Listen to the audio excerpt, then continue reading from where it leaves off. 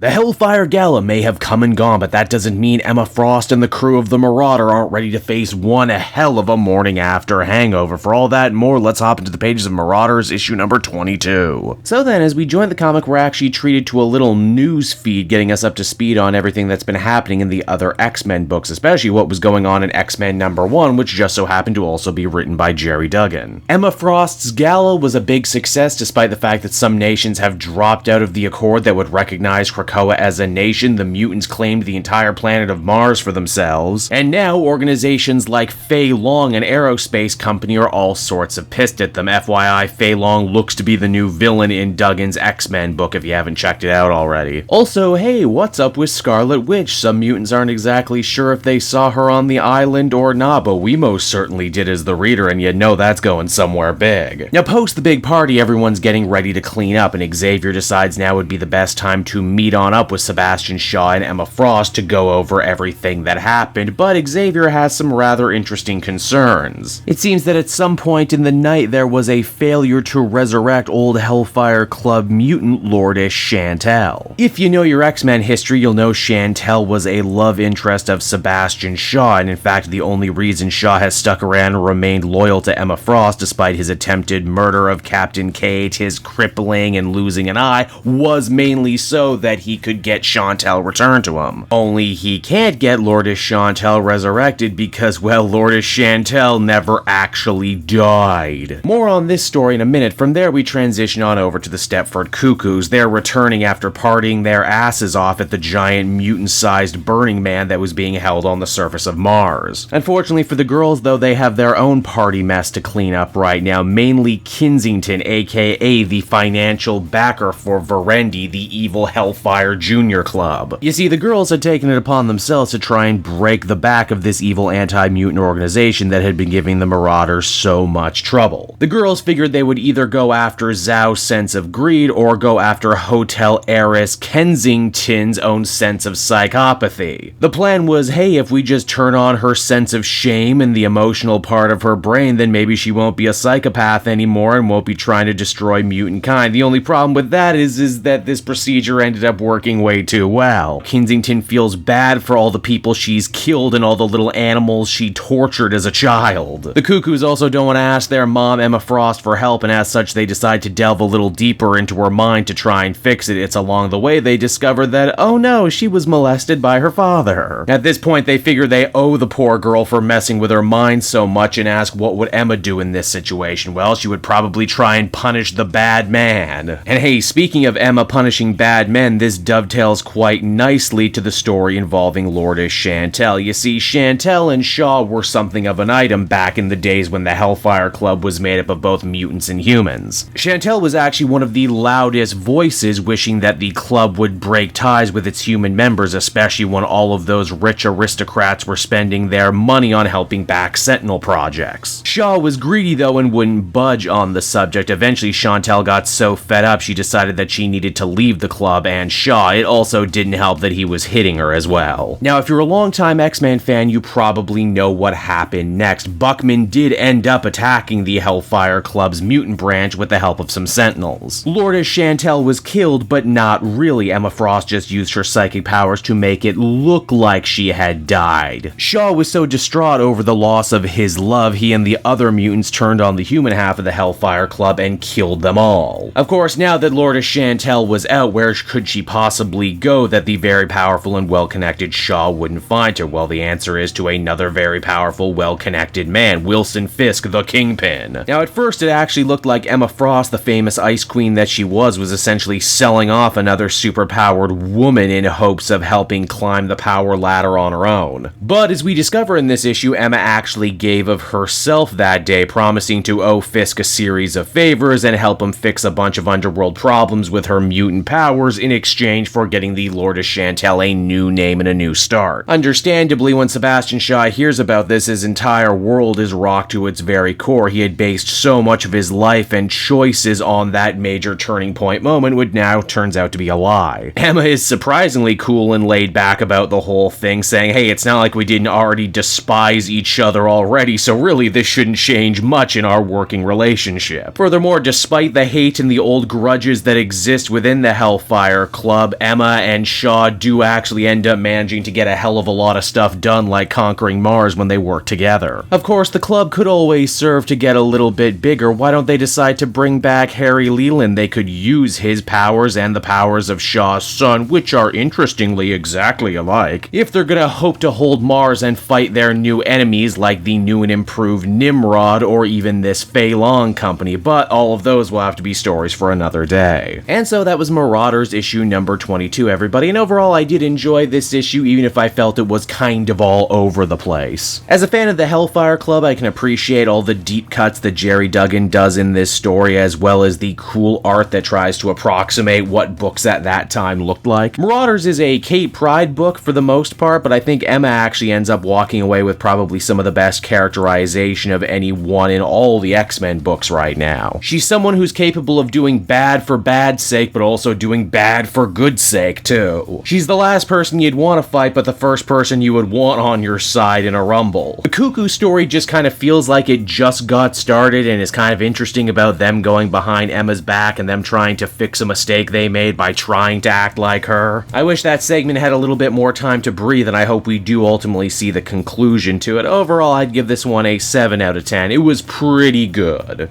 Hey there everyone, Kate Joel again, and I just want to thank you so much for watching to the end of the video. It means a lot to me. And hey, if you enjoyed the book I covered in this issue and want some comics of your own, might I recommend Book Depository? It's my #1 place for shopping for comic book trades. You get a great price, and if you use my link down in the description, you'll actually be helping me out at the same time. You get something, I get something, everybody wins, right? So until next time everyone, I've been Joel, and I will see you in the next video. Bye-bye.